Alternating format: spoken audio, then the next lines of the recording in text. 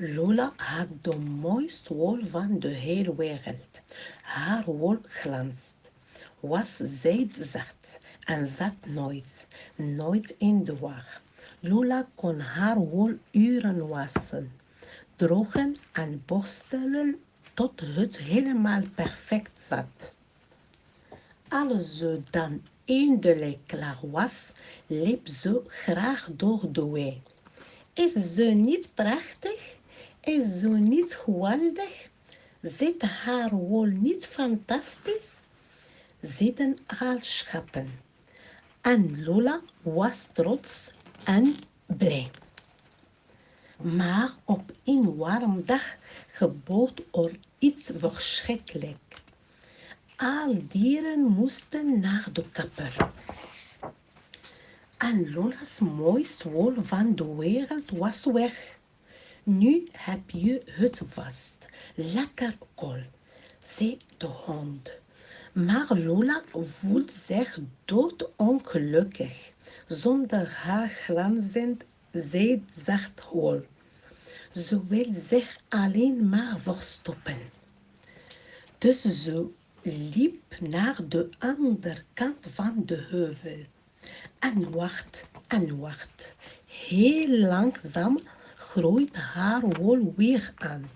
Maar Lola's nieuwe wol was niet glanzend, niet prachtig. Het was zelfs niet zacht. Het was wild. Het was slordig. Het was een wolweerwar. Het is afschuwelijk, hield Lola. Op dat moment viel er een klein ietsje bovenop Lola's kop. Maar haar wol was nu zo dik dat ze het niet merkte. Die nacht werd het erg koud, maar het klein eitje zat veilig en warm tussen Lola's wolweerwar.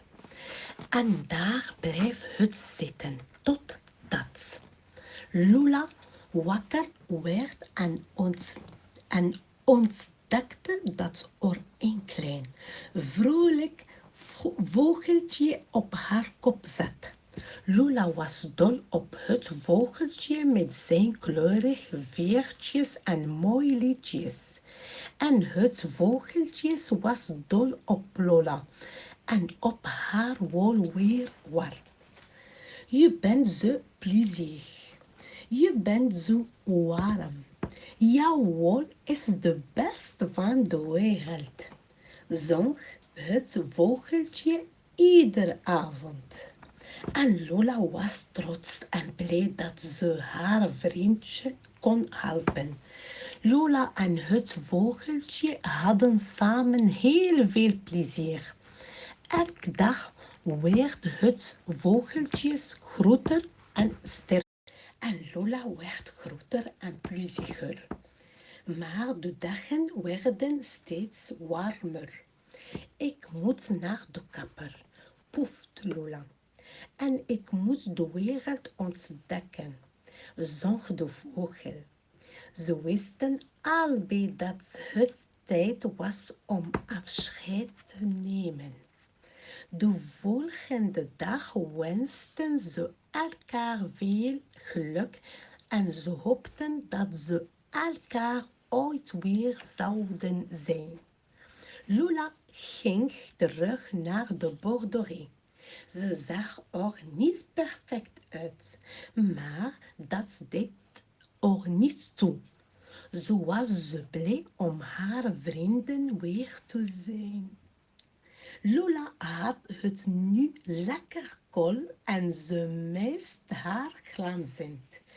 Zij zachte wol niet meer.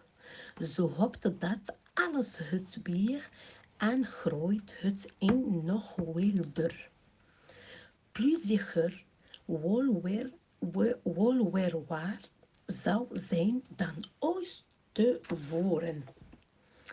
En dat was het.